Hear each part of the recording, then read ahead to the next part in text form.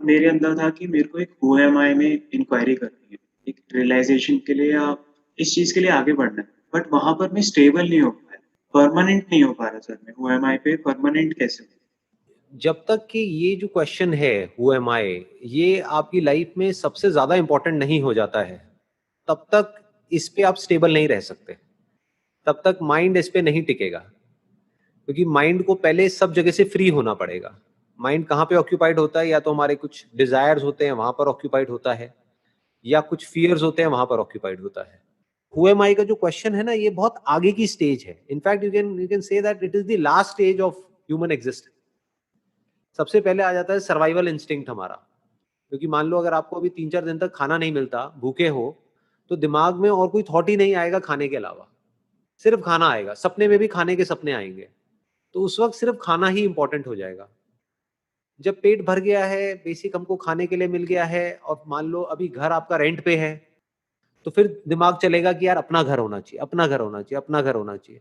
तो जो बेसिक जो चीजें होती हैं लाइफ में सर्वाइवल के लिए, once you have got those things, जब वो आपने अचीव कर ली, फिर क्या होगा? वो अचीव कर लेने के बाद में अब दो तरह के लोग होते हैं। एक तो होते हैं उसी में और के पीछे भागते रहते हैं, जिसका कोई एंड नहीं है।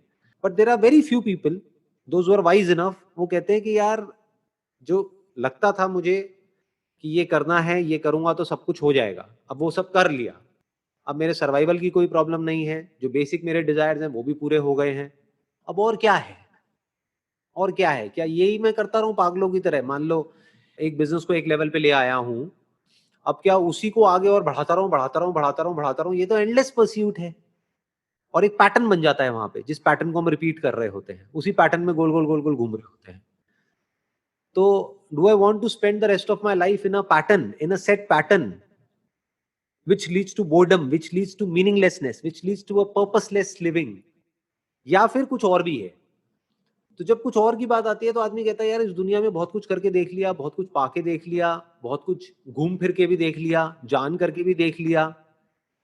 समझ गए? तो हर तरह के डिजायर्स आपके अंदर से निकल जाने चाहिए इस क्वेश्चन के साथ ठहरने के लिए। हो सकता है अभी आपके अंदर डिजायर हो कि यार अभी तो मैंने दुनिया नहीं देखी, तो पहले देख लो। कहने का मतलब है, जो भी अंदर डिजायर्स हैं जिस भी तरह के, वो सब पूरे कर लो एक लिमिट तक। एंड जब वो पूरे हो जाएंगे, and then once you start seeing the boredom in that, once you start seeing the meaninglessness of all that, तो अब पॉइंट ये आता है कि is there something more to life? कि इस दुनिया में भागने के अलावा, फ्रॉम हियर टू देयर, या फिर अपने माइंड में यहां से वहां भागने के अलावा भी क्या कुछ है इसी मूवमेंट में, विच इज रियली मीनिंगफुल, जो मतलब मेरी लाइफ को एक अलग डायरेक्शन दे सकता है? फिर अंदर से क्वेश्चन उठने लग जाता है कि चल यार, दुनिया के बारे में बहुत जान के देख लिया, बहुत गूगल करके देख लिया, बहुत बुक्स पढ़ के देख ली, बहुत धक्के खा लिए। अब एक बार जरा रुक करके ये भी देखता हूं कि मैं कौन हूं। क्या मैं वही हूं जो सोच करके एक्ट कर रहा हूं इस दुनिया में, या मैं कुछ और ही हूं? I don't know, let me find out. क्योंकि इस दुनिया के बारे में सब कुछ जान लिया, लेकिन खुद के बारे में नहीं जाना, तो क्या जाना? और क्या मैं जो खुद के बारे में जान रहा हूं, वो किसी और ने जाना है, वो बोल रहा है, उसने कहीं लिख दिया है, उसको पढ़ करके मैं कह रहा हूं कि हाँ मैं खुद के बारे में जानता हूं? वो किसी काम का नहीं है, क्योंकि वो सब थियोरटिकल है। वो अंदर उतरेगा ही नहीं, आपकी नजर नहीं बदलेगी।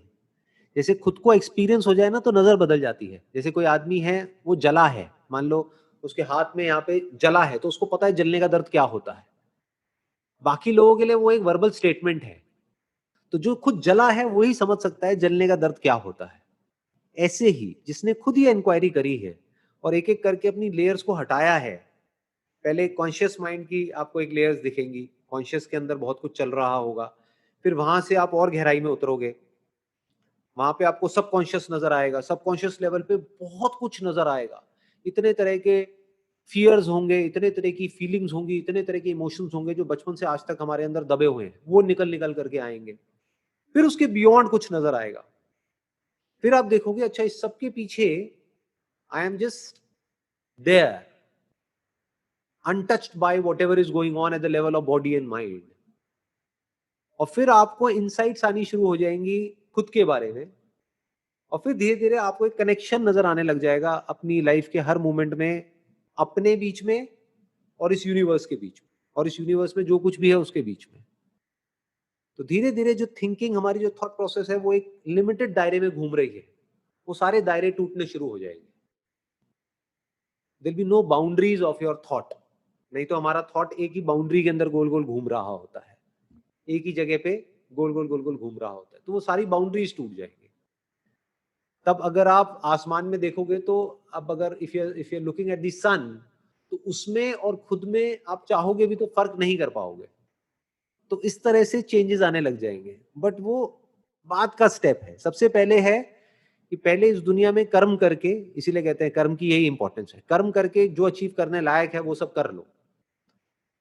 सबसे इंपॉर्टेंट क्या है, एक सिक्योरिटी होनी चाहिए लाइफ में। क्योंकि आप ये मान लो, अगर मैं आपके गले के ऊपर एक तलवार लटका दूं और कहूं करो इंक्वायरी हु एम आई, तो उस वक्त तो और कोई थॉट ही नहीं आएगा, वो तलवार दिखती रहेगी लटकी हुई। तो पैसे की कमी होना बिल्कुल उस तलवार के जैसा है। तो you must have so much of money कि फाइनेंशियली यू आर सिक्योर। अब आपको पैसे की टेंशन नहीं है। अब आपको पता है कि मेरी एक सेफ एंड सिक्योर जॉब है जो मैं कर रहा हूँ, अच्छे से काम कर रहा हूँ, और यहाँ से मेरे को इतना पैसा आ रहा है कि अब मेरे को कोई टेंशन नहीं है खाने पीने की, रहने की, कपड़े की। मैं अपना और अपनी फैमिली का ध्यान रख सकता हूँ।